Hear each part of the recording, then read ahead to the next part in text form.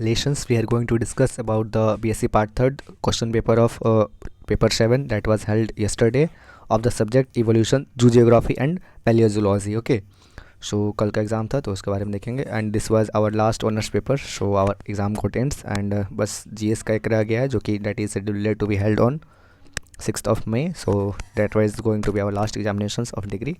So first of all, we will discuss the instruction that are given there, that is candidates are required to give the answer in their own word as far as practicable. The figures in the margin indicate full marks. Attempt any 5 questions, out of which question number 1 and 2 are compulsory. So we have discussed these things many times, that question number 1 2 comprises of the objectives and short notes respectively, that are the compulsory questions. Okay. So first of all, we will see the objective question with their solution, that is select the correctness of the following. And first question is basic of Lamarckism is, it is the inheritance of acquired characters, that is the basic of Lamarckism. The earliest fossil form is the phylogeny of the horse, that is the Eohippus. Okay, that is the fossil history of horse. Now next is the idea of survival of the fittest was proposed by, it was proposed by Herbert Spencer, but Darwin included it in their evolutionary theory. Okay, the right answer will be the Herbert Spencer. मेरा भी answer गलत हो गया था, हम Darwin टिक करके आए थे, ये हर्बर्ट स्पेंसर होगा. ठीक है, सो गलती सबसे होता है, इंसान से ही है. Sorry. According to geological time scale, homo sapiens evolve during, it is evolve during the Pliocene age. Okay, पढ़ेंगे आप जियोलॉजिकल टाइम स्केल में, पढ़ेंगे उसमें कितना एरो होता है, Mesozoic era, Cenozoic era, Palaeozoic era, उसमें एरो के अंदर उसमें डिवाइड होता है पीरियड में सब. ठीक है, इसी में पाइलोसिन पीरियड में इन ह्यूमन का एवोल्यूशन हुआ था. ठीक है. Now next is ontogeny repeats phylogeny. This is expressed by, that is expressed by the recapitulation theory. ये expressed किया जाता है. ठीक है. Now next is Homo sapiens evolved from, it is evolved from the Cro-Magnon man. Okay. Now next is which of the following has the transitional stage between apes and human, that is the Australopithecus remedius, that is the transitional stage between the apes and humans. ठीक है. The geological era extending from present to 65 million years ago इसको, that is the Mesozoic era. ये geological time scale में पढ़ेंगे हम लोग अच्छे से. ठीक है. Which wings of pigeon, mosquito and bats, so that is the none of the above answer, क्योंकि एक डाइवर्जेंट दिया हुआ था, हम टिक करके आए थे, लेकिन इसका कन्वर्जेंट इवोल्यूशन होगा. ठीक है, तो इसका आंसर होगा नॉन ऑफ दीज, क्योंकि ऑप्शन में दिया ही नहीं है. Now next is mammalian fossils of prehistoric man have been recovered from which continent, ये अफ्रीका कॉन्टिनेंट से ज़्यादा रिकवर किया गया था. ठीक है. Now next is which fossil man has been known from Shivalik hills in India. Shivalik hills India से कौन से फॉसिल जो इकट्ठा किया गया, दैट इज़ द रामापिथिका, जिसको हम लोग शिवापिथिका भी कहा जाता है, जो कि शिवालिक हिल्स ऑफ इंडिया से इनका फॉसिल्स इकट्ठा किया गया था.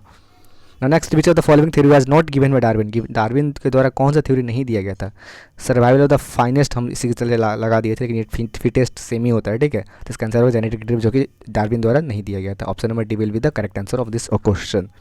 Now next is Darwin finches are related to which of the following evidences, that is the geographical distribution. Because जो डार्विन गए थे गैलापागोस आइलैंड पे, वहाँ पे उन्होंने पूरे plant history, nature of the land, plant, animal सबका डिटेल नोट्स लिए, that is the geographical distribution होगा इसका आंसर. ठीक है.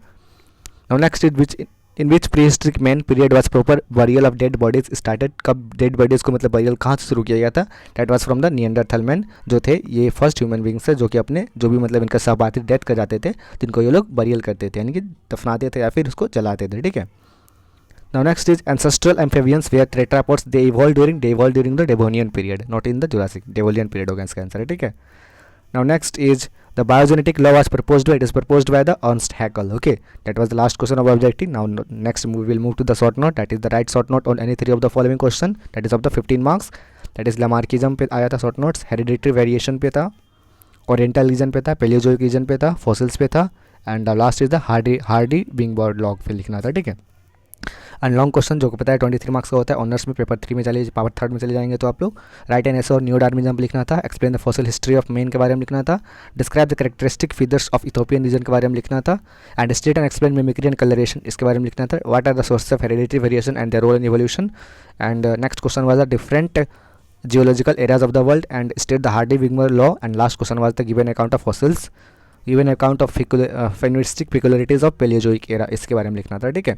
So question number 2 easy and we have a lot of option to write the answers, because हम लोग option ज़्यादा मिल जाता है इसमें लिखने के लिए, तो आपको जो क्वेश्चन है इसको आसानी से आप आंसर कर सकते हैं. So I had pile up this answer key is also there, so I will give the I will provide this PDF in the Telegram channel, so I will give the link of my Telegram channel in the description box, the first comment section, from where you can get it easily. अगर आपको चाहिए होगा तो उसको join कर सकते हैं Telegram channel. ठीक है. It's upon you. That's all for the relations. We will meet in the next amazing session. That's all.